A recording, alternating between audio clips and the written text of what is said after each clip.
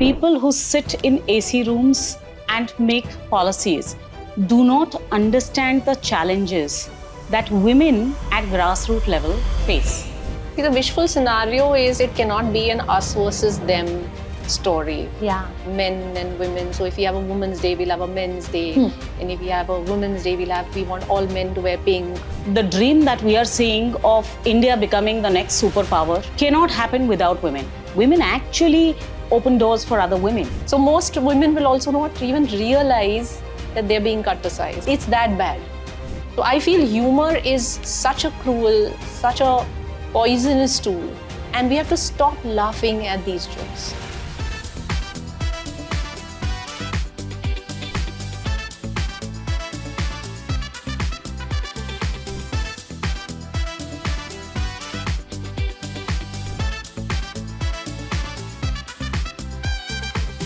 Hi, I'm Freishia.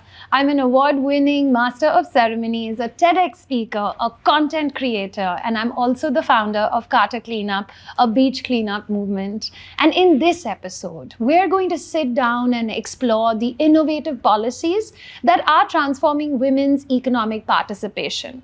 Discover how government and corporate initiatives are breaking barriers and, of course, supporting women in the workforce, paving the way for greater empowerment in the professional realm. Our first guest today is Naghma Mulla, CEO and board member of EdelGive Foundation. She has successfully built, promoted collaborations in key development areas such as education, women's empowerment, as well as livelihood. Over the last decade of her association with EdelGive, she's driven the vision of this foundation, transforming it from a grant-making foundation to a philanthropic asset management platform today. Our next guest is Shweta Shalini, a BJP leader, advisory to Deputy Chief Minister of Maharashtra. She's also the State Secretary spokesperson for BJP Maharashtra.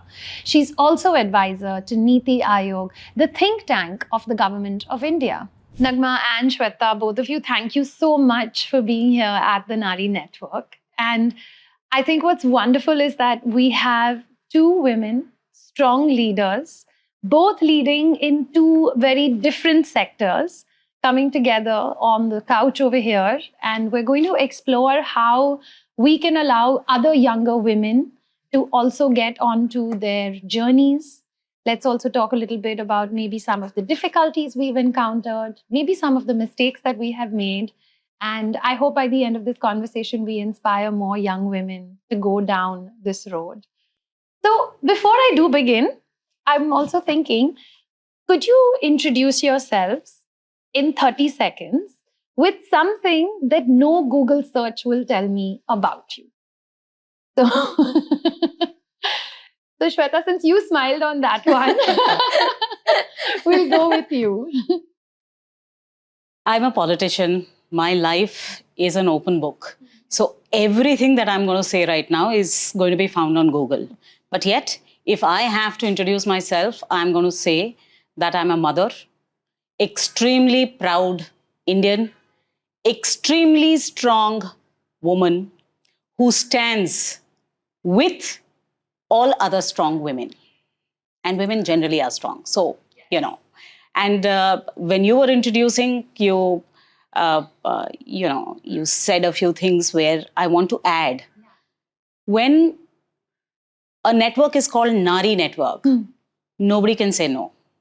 So thank you for having us here. Oh. It's so fantastic. And thank you for doing what you're doing. Thank you. Thank you. What about you? So 3 things that you can't find on Google. Okay. Okay, I love to eat. I am extremely ambitious and I'm extremely naughty.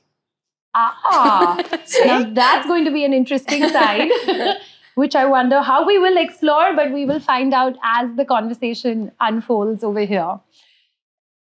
I know that a lot of the work, Shweta, that you are doing, and I loved your website. I really was very inspired when I went through it, and I was especially looking at the core with the kind of work that you are doing around our country and more so, especially in Maharashtra. And one of the things, of course, we know that you're focused a lot on creating policies for women's empowerment, especially when it comes to the rural areas. And that's not a very easy space to explore, to navigate. And how are their challenges so different from what urban women face? Uh, so let me reframe this question a little bit. Okay. Because I don't think that their challenges are different from ours.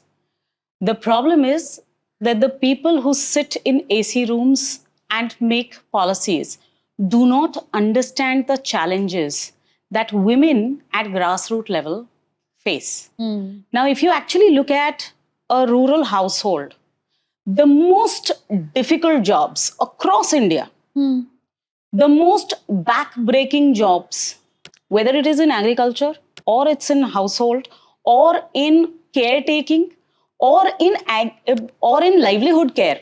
So when women, if you actually look at women in Haryana, when they look after their livestock, most of the back-breaking jobs are done by women. So perni jise kehte hain, which means that when you're sowing, women are sowing. Yeah. And that's when the entire day you have to bend down and sow. Cooking. There was a time when, entire household, women in rural areas were cooking not on a gas stove, but on chulhas. Of course, we've been able to change quite a bit of this picture now. Yeah. But this woman needed a different kind of an approach. Yeah. And that's when we realized that future is feminine. 50% of women, 50% of India's population is women. And the dream that we are seeing of India becoming the next superpower, of India ruling the world, cannot happen without women. And these women at the rural areas, they were empowered. What you needed to give them were the right opportunities. And hence, we realized that with this fire in the belly for them to change the scenario for their own families, for their own villages, and for their own areas, these women were absolutely perfect to sow the seeds of entrepreneurship. So if you actually look at the self-help group movement, the entire microfinance movement and the self-help group movements have happened across the rural areas of India. Yeah. And in Maharashtra, because your question was specifically on Maharashtra, 4.5 lakh women self-help groups were made. Wow. In these women self-help groups, federations of these women were made. Yeah. Apart from these, CBOs were made, which were actual business units, business organizations. FPOs were made. And these farmer producer organizations had women who actually had agricultural land. And these women not only held those land, but they also had this dream of changing their own lives and the lives of their families. And that's why when they started taking control, and when the government started giving them interest-free loans through banks, when they started giving them priority on various schemes, if you are a registered self-help group, if you're a registered CBO or a registered FPO, and when these schemes started flowing in to actual needy, that's when change happened. Yeah. So today, a woman based out of Nagpur is equally empowered as a woman based out of Gadchiroli and Wardha, who's equally empowered as a woman based out of Pune or Lonavala. What they still lack, perhaps, is opportunities, linkages, markets, corporates, large corporates. Exposure, upskilling. We are giving them skilling, but upskilling. So yes, there is still lots to do and many more miles to cover. You know, when I was looking at the male-female ratio of the workforce of our country, and when I was looking not just urban or rural, there was no division, there was a chart that I happened to chance upon. And Absolutely. In places like Haryana, Ladakh, it showed that the female ratio was much higher than the male ratio. And now, you've answered that for us. And I want to now flip it to you, Naghma, because when we look at the corporate work structure, and over there, when we take a look at the male and female ratio, it's the absolute opposite. There are definitely more men than women in the corporate space. And what do you think we can do to kind of now slowly make a shift take place, have more women come into the corporate space? So, see, more women are coming into the corporate space. So at entry level, you will find that there is almost an equal entry point. Absolutely. The world has opened up, the corporate world has opened up.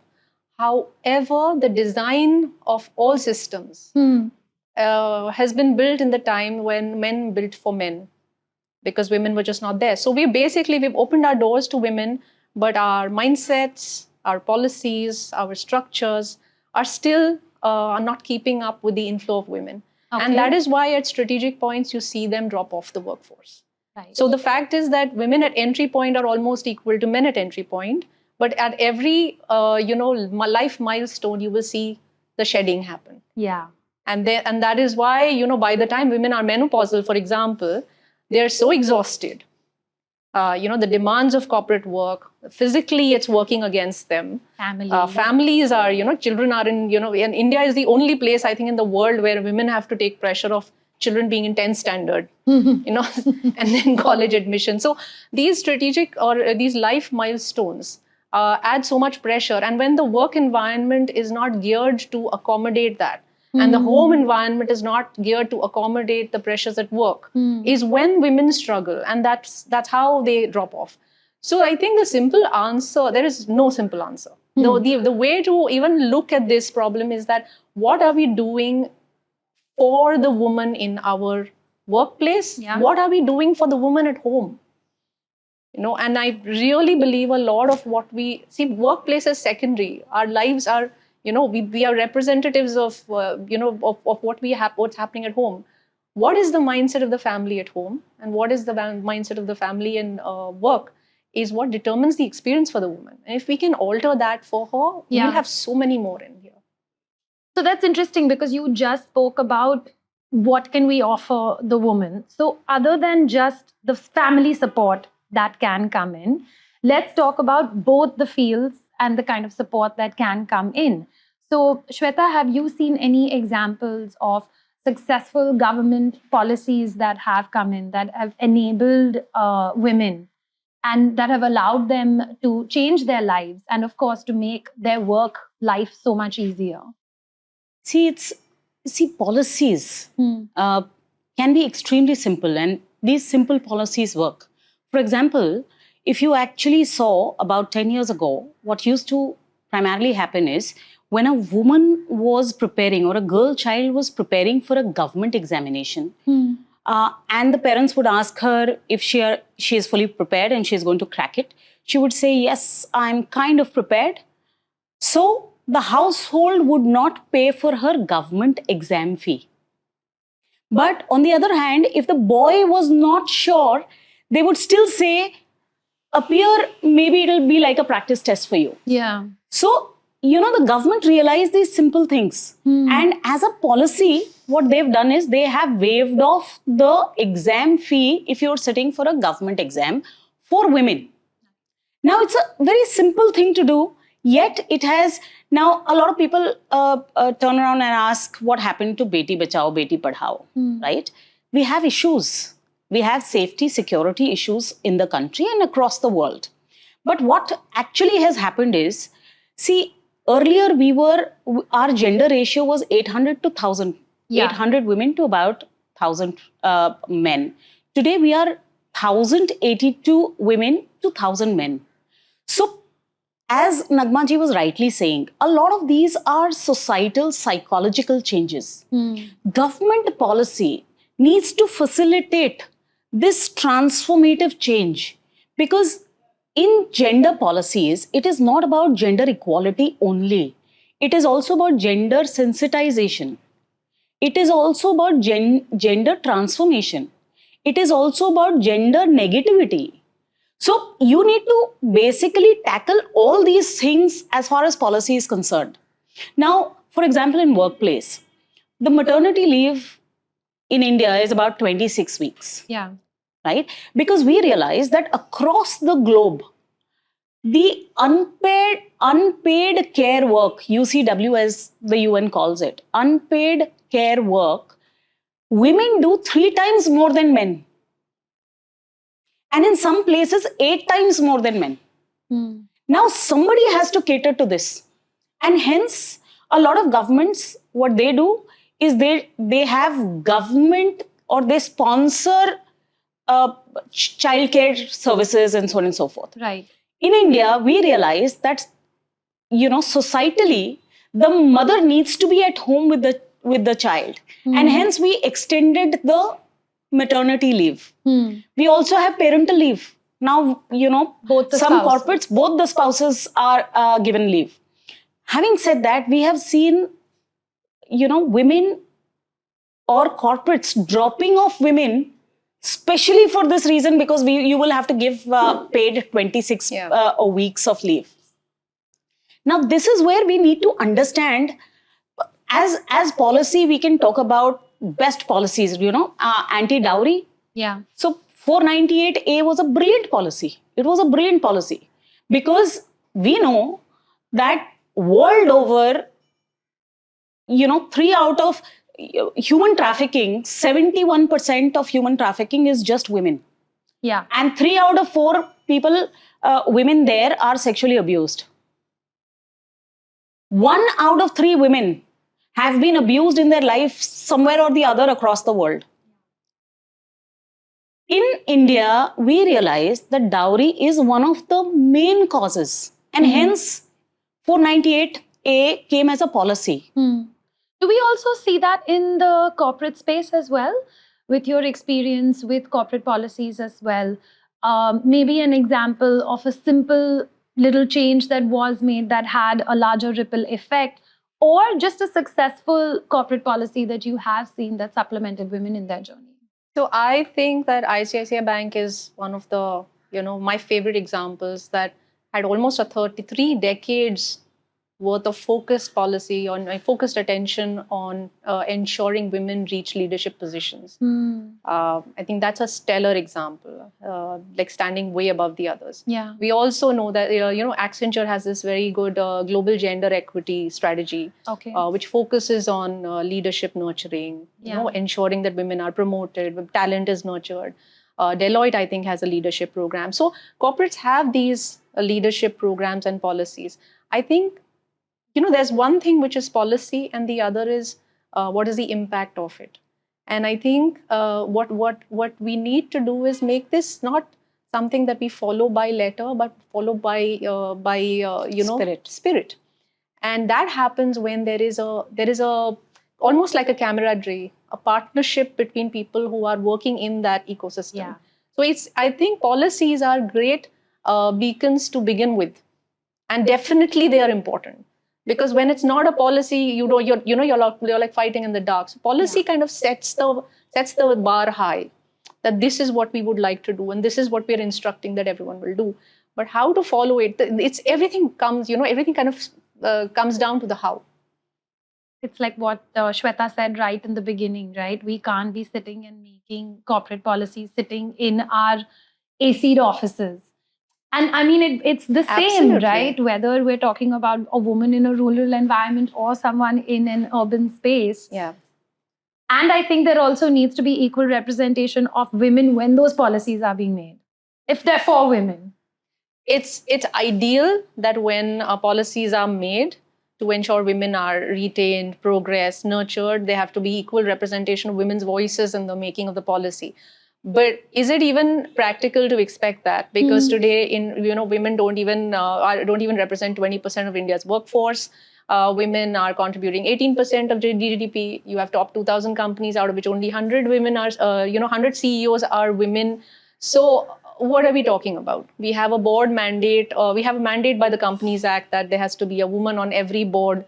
Yes. Thank God for it. It came 10 years ago. So at least we have a representation that is going on. At least that has started happening. And that's an example of a stellar policy. I think it was very needed. Yeah. And hats off to all the women who were those first who entered those boardrooms and really navigated it, because whatever progress we will make in boardrooms, we stand, on the backs of those brave women, really. Yeah. So it's ideal that women are equally voicing their perspectives when these policies are made, but it's not practical in today's time. So what do we need then? We need to co-opt men. Men allyship is what will begin this journey for us. What will accelerate this for us in the absence of enough women there.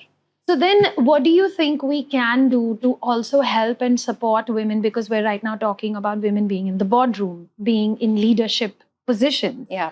What more can we do, or what changes can we make where we can support them in those leadership roles even more? See, I think the investment to ensure that a women leader thrives is very low, monetarily or otherwise. Trainings for board representation, trainings for leadership positions, networks of women and men CEOs who come together. And there are now, because of social media and because of multiple networks, they're coming together. But we need more support structures for women who reach the top or who are on their way to the top. Yeah. See, a lot of times these are women, doing their firsts. Yes. And they are, and we've also seen a trend that wherever the company's in crisis, there's a tendency to put the woman on the top. And I just heard that phrase today, the glass cliff. Yes, the glass cliff. The glass cliff is a real thing. And I know enough women myself who are navigating extremely tough conditions and winning at it. But, they're poised there to take the fall if the fall should happen. And they do it. And they're incredibly brave. Yeah. And if they should not fail, then we have these, I knew it would be this way. Many prophets who will say their prophecies came true. Yeah. So what we need are support structures. We need investment in their trainings. We need them to be exposed to, different kinds of, leadership opportunities. That is what we need. We need to nurture that. And then we also need to ensure that all of women who have reached that top are opening doors for other women. That's how the pipeline builds. As women, we wear crowns, but once in a while we adjust each other's crowns as well. Yes, absolutely. We should. Yeah. And then Shweta, what do you also think then at, a rural level also, how are we uplifting women in leadership positions and letting them lead in their environment, their neighborhood, their work, more importantly? So I'll tell you one of the things that I wanted to add in Naghma's list was, and one of the most important things is actually having an idol. Okay. Please understand that as women, we look up to idols who are primarily men. And that's why most of our efforts is towards being like them. So it is important for us to, one, share success stories. Second, it's extremely important for women to open doors for other women. And this sisterhood is in real. Women actually open doors for other women. What we need to do is to actually create a whole story out of it. We need to create PR around it. We need to create heroes of these women. And that's exactly what is required at the rural level as well. See, when this policy of 50% reservation for women in panchayat elections and corporation election, municipal elections was declared, in the very beginning, men opposed this law because women were not ready. Yeah. And in the first lot, Or do you think they thought women were not ready? No, I practically know that women were not ready. Okay. And hence, in the first lot, what you saw were only wives, sisters, daughters of politicians come in. But now that I see these women, there are about 1.4 million women in at this level in the panchayat system, in the counseling, as counselors, as corporators in India today.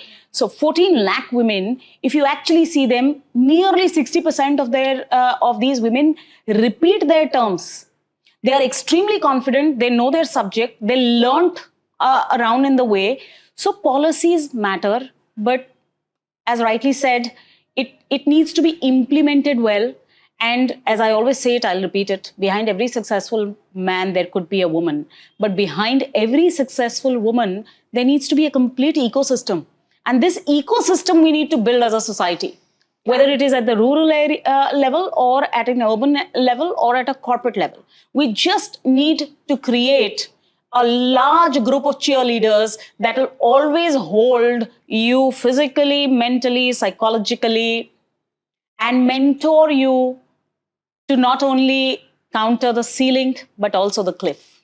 Mm-hmm. It's the age of collaborations also. I think what we're all beginning to realize is that we can't work in silo. You know, there was a time when it was all about keeping it to yourself, gatekeeping, safeguarding. I won't tell you how I got here. I don't need to give you that information.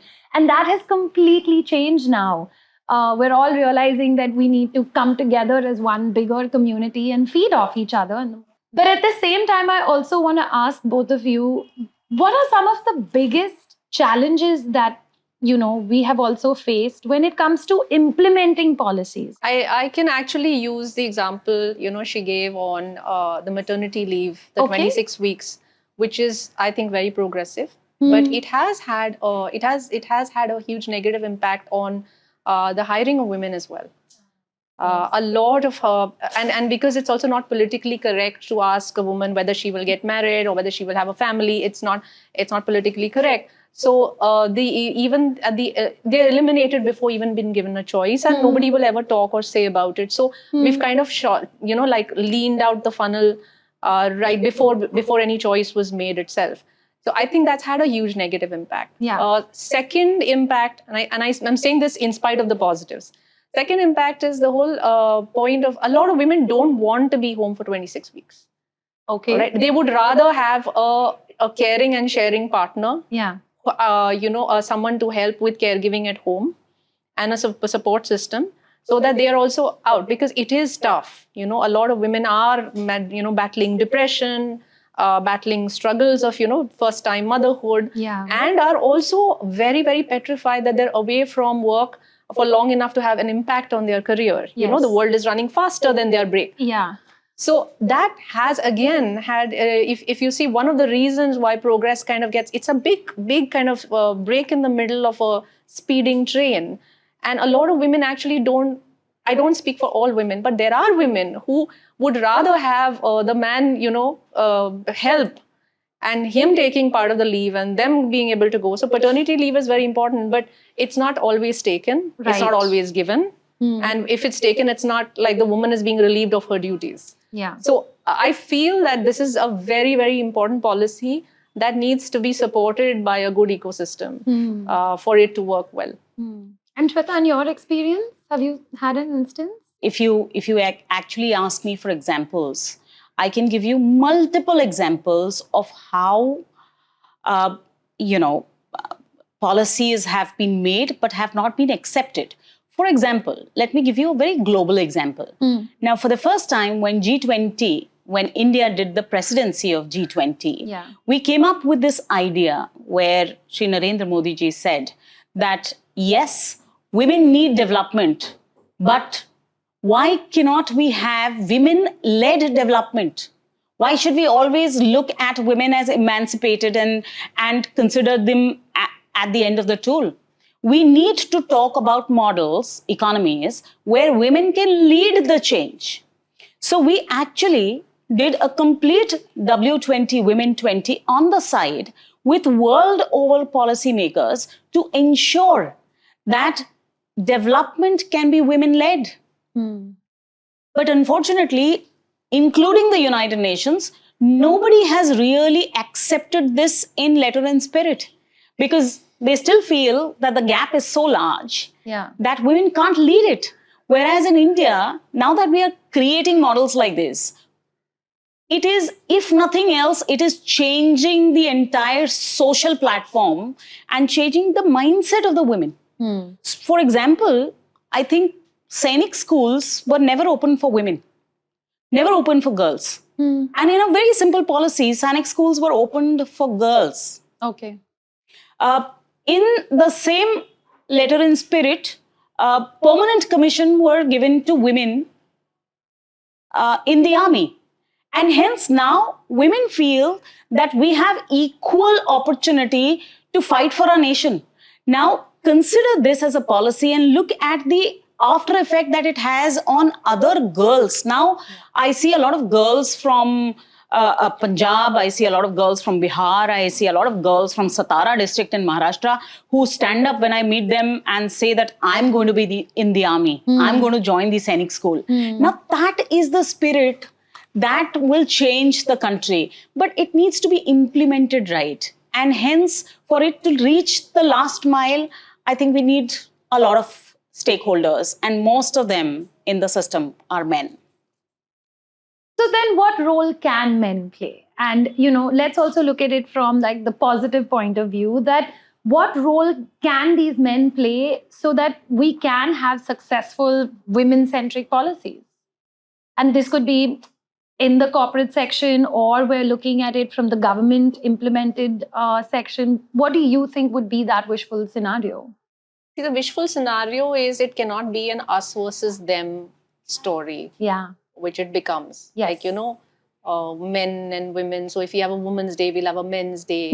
And if we have a women's day, we want all men to wear pink. I mean, these very, very visual, more of an advertisement oriented gestures, we have to also, calm down a little bit on them. We get a little super excited.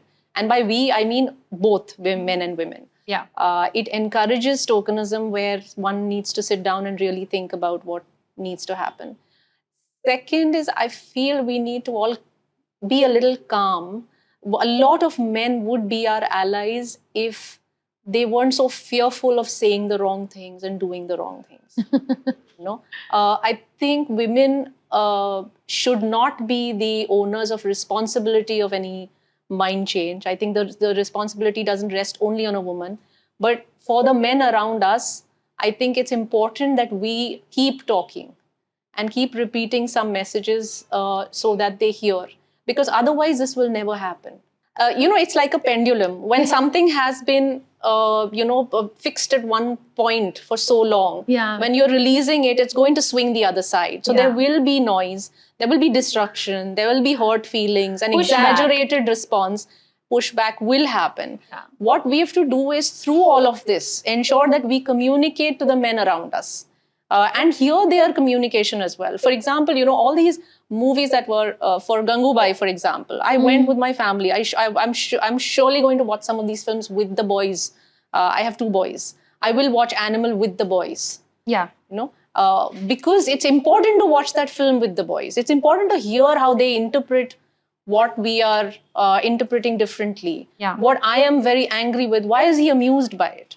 And then to not tell him that how dare you be amused by it, but to understand what is the cause, what is it happening. If we don't understand men, how will we help them help us? So that I think we need to make a little easier. We're too judgmental right now, and we need to just allow for some mistakes to happen.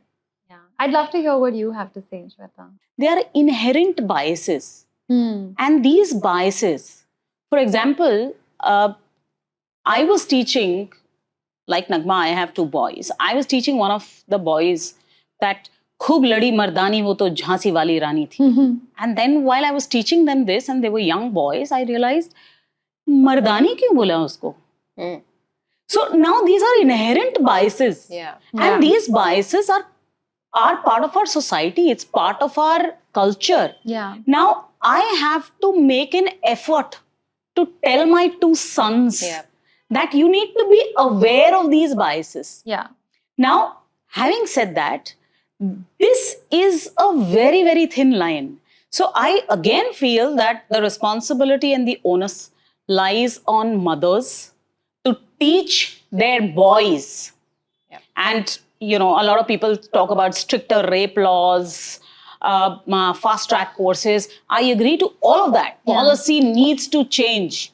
But more importantly, society needs to change. And we as women are also responsible for changing this society because we bring up our boys. Absolutely. And somewhere we need to teach them. I was using some meta AI or some AI in which a picture of a person working in a kitchen was identified as a woman. If an AI engine can have a bias, trust me, humans are humans. Because AI engine are also being made by humans. Yeah. And that's why it is important that these inherent biases, I just want men to recognize these inherent societal biases. Yeah. And be aware of them. Because once they are aware, I'm sure every mother teaches the right things. You know, you gave such a lovely example right now because the bias that you spoke about, there are some which are very in our face, right? The ones that we see, the glass cliff, the glass ceiling, the way women dress, all of those obvious ones. This example of how AI will recognize the person who works in the kitchen, woman, has to be a woman. In the corporate world, is there any uncommon bias that you have seen in your years of experience? Uncommon or unseen bias? So a bias that is there, but it's rampant. It's everywhere. Sure. But it's not talked or spoken about. I think humor. I think humor is a tool for bias, and it is a very beautiful tool. It is lethal. Right. Cuts like a sword. Cuts like a sword. You can't protest. You have to grin and bear it. But humor has been one of the most sharpest tools by which a woman has been cut to size in every way. Whether it's asking for coffee from an executive who is equally as important as me, the man. Whether it is about making sexist comments when a woman who is entering a boardroom, just to throw her off her game. There are small and very small slights that are given, which women also then get conditioned to bear with a smile. Right. So most women will also not even realize that they're being cut to size. It's that bad. So I feel humor is such a cruel, such a poisonous tool, and we have to stop laughing at these jokes. It is exactly the same with abuses. Right. And I know equal number of women who use the same abuse, which is primarily focused on one or the other organ of a woman. Now it's so pathetic. You can feel very cool about it. You can feel very empowered about it. But real empowerment is standing up and telling that man there, you can't use it. Not at least in front of me. No, but I mean, this is something that I used to have a big problem with while growing up. Okay, where is that one gali I can give back? Yeah. Which is on, your father, your brother, your something, and there's no vocabulary for it. And you realize the worst insult a man can give to anyone is a gendered insult. And now it's cool. Like, how can you not swear? And but my problem is women who are swearing with the same swears. It's cool to be swearing, right? Yeah. Just because I'm empowered, I can give back to the man in the same language. Yeah. But I hope that a lot of, young women that are watching right now, like I loved the retort that you just gave, which was blank expression. I didn't really get it. What were you talking about? Yeah. Those things, when somebody's trying to cut you like a sword, what they think are doing. You should try that one. I've tried it. It's and the satisfaction. It's lethal. It's lethal. When I joined, before I was a politician, I was one of the first people to join this multinational company, and I was on the sales team. So occasionally I would be the only woman in a 40 people team. And I would look at them plainly, simply and say, was the joke meant on a woman? And trust me, all you can see is silence. But you need that one person to stand up and say, stop it. And I'm sure the men realize the only thing is the ecosystem is so set with men along with other men that And in a societal way, we are so trained Yeah. that it's just cool and happening. Yeah, it's better to just brush it under the carpet, pretend like it never happened, and then I can just. So how many move fights on. will you fight, right? Yeah. Abhi subah se shaam tak, I mean, there's so many things, and then finally, are we going to fight on, how did you give me that gali? Exactly. So you choose to bypass it, but look at what happens when you do. Yeah. So then let's dream a little.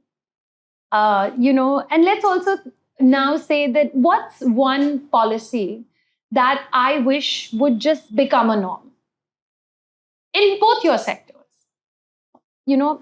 Freehand, and I want this to become a norm. Precious.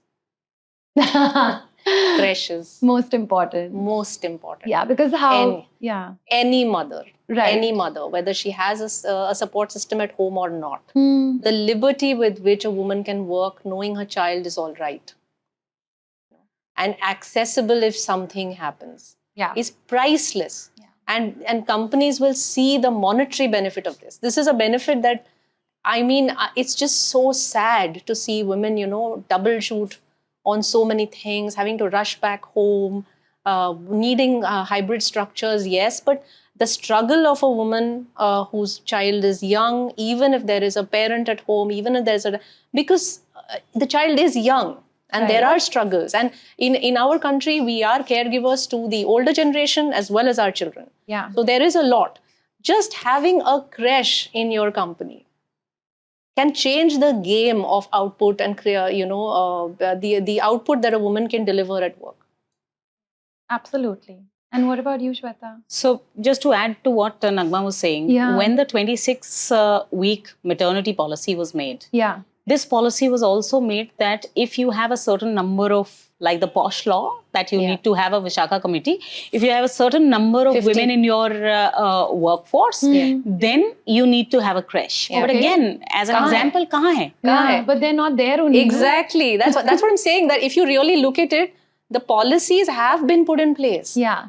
Actually, there are many, many progressive laws and policies that are there in this country. But the problem is, one, we're not even aware they're made. Yes. Okay, the implementation is weak because stakeholders don't know. The beneficiary doesn't know that it's for her. Like, women don't know so much is available for them. Right. Today, if something happens in this room, I wouldn't know how to go and file an FIR.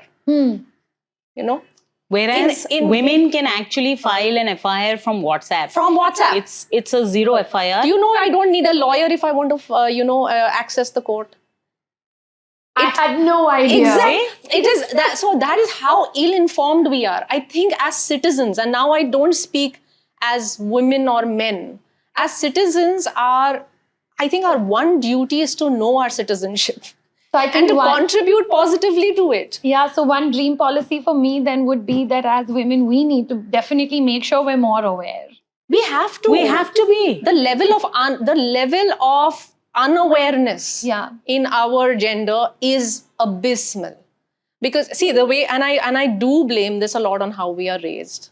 You know, because we are protected, we are discouraged. Like, finance is a problem with women even now, because all their childhood they've been told Papa will take care of it and Bhaiya will take care of it. So you're not tuned to thinking it. Are you not capable of? No. I'm a chartered accountant. The amount of jokes that people have made on numbers with me without knowing this degree that I have is funny. The way men explain numbers to me is ridiculous. Okay, because they don't know that I am a chartered accountant, and I will be spelled out. It's almost like I am deaf and they're explaining, or I know Chinese and they're explaining something in English. It is that silly. So because we have an entire generation and generations before them who've been raised being told that some things are not meant for them. So we typically tend to just be relaxed about it. The one thing women have to do for themselves is just get awareness of your rights, of the laws that are made for you, of the policies your companies have for you. There is a lot out there. We don't have to fight for everything, actually. A lot of fight has gone. Generations before us have done that for us. So I still want to answer that question. My wish list. I think the dream that every woman politician has seen in the country, the wish is definitely going to come true. We have been talking about a reservation of women in the parliament. I'm not a very keen supporter of reservation. But having said that, we still have 11% representation of women in the parliament today. Yeah. And these are the women who are involved in making policy for women. So with 50% population, we need more representation of women. So ideally, either there needs to be a reservation for representation of women in the parliament, or more and more political parties need to stand up and say, I will give more opportunities to women. Yeah. And that's where the entire table is going to turn for policies. Yeah. Hasn't representation for women in parliament come through? Yeah, the law has actually come through. But the implementation isn't- is going to happen in 2029. That's what I said. So it's deferred implementation. Yeah. Well, we hope that it could happen earlier. This is a question that we're asking all our guests. What is one major change that you would like to see that gets implemented across all sectors that then allows women to have equitable opportunities in their career? I would love if selection for posts happens without reference to gender. That part of the selection actually is when selectors don't know whether they're talking to a woman or a man. Because talent-based selection will change the game. There are too many talented women waiting in the rings. Yeah. So across sectors, if we have a talent-based entry point that is gender neutral, that would be fantastic. And what do you think? I think access to finance and access to technology. These are two things which are extremely important. During COVID times, my eyes opened up when I saw that in certain areas, when the education went digital and there was just one mobile phone in the household, only the boy child was studying, because as simultaneous classes, the girl child was kept at home because the preference and the priority was given to the boy child. So I firmly believe this, that the only minority in the world is woman and child. So we need to tackle this. Access to technology and access to finance can bridge a lot of gaps. Obviously, that will bring in skill, that will bring in upskilling, that will bring in talent, that will bring in opportunity, and that's exactly what women across the world need. So I'm going to play a quick game with you all. And this one is called Complete the Sentence.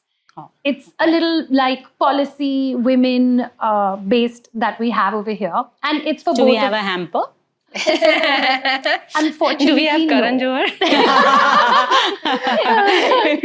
It's nice. Are my producers listening? There is a demand for a hamper. Well, yeah, we're almost here. It's four sentences. Every company should implement a flexible start time policy because women are primary caretakers for the children and the elderly. Because it's more important that people do their jobs and not important when they start. Absolutely, as long as the job gets Done. To support women from returning to work after a career break, we should introduce Upskilling. Crashes. Yeah, we spoke about it. Every organization should provide a monthly wellness day for women because they need it. And this wellness day should be mental and physical wellness. Because they will see a remarkable change in the productivity of the woman. To promote women in leadership, a company should start a mentorship program that allows women to access senior leadership and ask candid questions without being penalized for them. That involves men. Yeah. An ideal policy for women in tech would include? Good question. STEM, I'll take a slightly longer. STEM, if you actually look at it, the tertiary population of women in STEM is a whole lot. If you actually turn around the papers and see the 10th class results and 12th class results, mostly toppers today in India are women. But then they drop out. And hence, it is important for us to include STEM in various ministries. So when we are talking about climate, we need to have STEM included in it. And that's when coupled with all the other things that we've talked about, policies for women, I personally feel that women will get included more in STEM and will get included in the final use case of that ministry. Yeah. If it is climate, agriculture, why not use STEM in agriculture? And I think women can be extremely good with that. Why not include women in water security? Because most women use water across the world. And this is exactly where we need to talk about women-led development and women-led STEM programs. Very interesting. Can you repeat the question? Sorry. An ideal policy for women in tech would include? Cybersecurity and cybercrime. Definitely the need of the day as well. Yeah. To ensure equal opportunities, the government should introduce a mandatory diversity training. That would include men, women, and children. So this diversity training should start young, catch them young. I think it should not be about men and women. It should be about all kinds of diversity, caste, religion, gender, social class, because most of our issues are extremely interconnected. All right. Thank you both so much. I think our viewers are definitely going to walk away with so many new perspectives, so many new approaches. And at the end of the day, whether we come from a rural India, an urban India, yes, the problems are, of course, about that. But there are also many common things that we just as women within our workspaces are also struggling with. And I wish both of you the absolute best, especially when it comes to the kind of policies that y'all are advocating in both your respective spaces. Thank you, Freishia. Thank you. We loved it. Thank you for having us here. Thank you. Thank you. Thank you for tuning into this episode of the Naari Network. And we have uncovered, I think, some very groundbreaking policies as well as initiatives that are transforming women's economic participation. A very big thank you to both my guests for coming, sharing their invaluable insights on how government as well as corporate efforts are shaping a more equitable and inclusive future. Share this inspiring discussion and don't forget to catch us on YouTube as well as Spotify or your favorite podcast platform. Keep advocating for policies that empower women. Together, I definitely think we can drive change and we can create opportunities for all women in our country. Until next time, ciao.